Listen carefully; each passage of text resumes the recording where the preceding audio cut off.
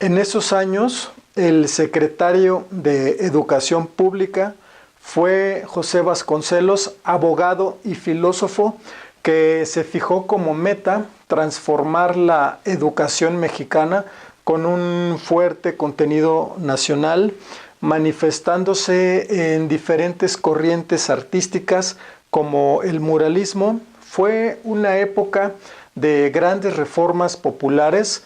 Frida en 1922 ingresó a la Escuela Nacional Preparatoria de la Ciudad de México, prestigiosa institución educativa. Aspiraba a estudiar medicina. Frida no había mostrado interés por la asignatura de artes plásticas. En esta etapa de su vida nunca mostró ningún interés especial por la pintura.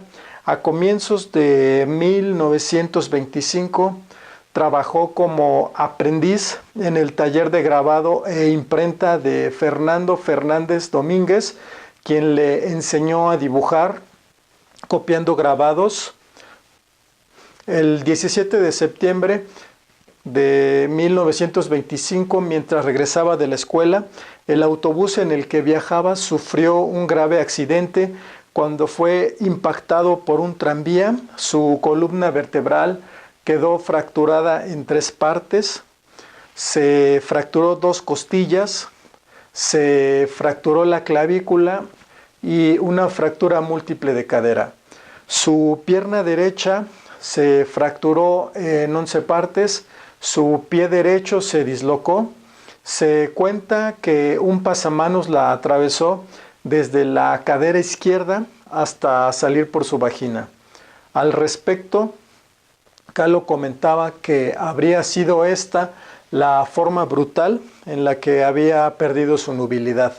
Tras el accidente, durante su larga convalecencia, la pintura cobra un lugar central en su vida, medio que adopta como instrumento para reflejar en sus cuadros los sucesos de su vida y los sentimientos que le producían. En septiembre de 1926 pintó su primer autorretrato al óleo. En 1927 su pintura se volvió más compleja. Pintó el retrato de Miguel L. Lira, un óleo sobre lienzo. En 1928 realizó el retrato de su hermana Cristina con líneas muy puras y líneas muy suaves. Frida se unió al Partido Comunista de México, en donde entró en contacto con el pintor Diego Rivera, quien fue un militante del Partido Comunista desde 1922. Frida conoció a Diego Rivera a través de Tina Modotti. Frida tuvo oportunidad de observar a Diego Rivera en 1922 durante la realización de su primer mural en el Anfiteatro Simón Bolívar de la Escuela Nacional Preparatoria. Se cuenta que un día lo visitó espontáneamente mientras trabajaba en una serie de murales para el edificio de la Secretaría de Educación Pública con el objeto de mostrarle sus propios trabajos. Se dice que Diego quedó impresionado con sus cuadros. Frida Kahlo contrajo matrimonio por primera vez con Diego Rivera el 21 de agosto de 1929. Posteriormente se divorcian en 1939 y en 1940 se casa por segunda vez con Diego Rivera en San Francisco, con un nuevo acuerdo matrimonial que consistía en vivir juntos, compartir los gastos, continuar con la colaboración artística y excluir de su relación la vida sexual de pareja. Al matrimonio lo llegaron a llamar la unión entre un elefante y una paloma, pues Diego era enorme y obeso, mientras que ella era pequeña y delgada. Por otra parte, Frida, y debido a sus lesiones, nunca logró tener hijos. En 1930, Frida se embarazó por primera vez.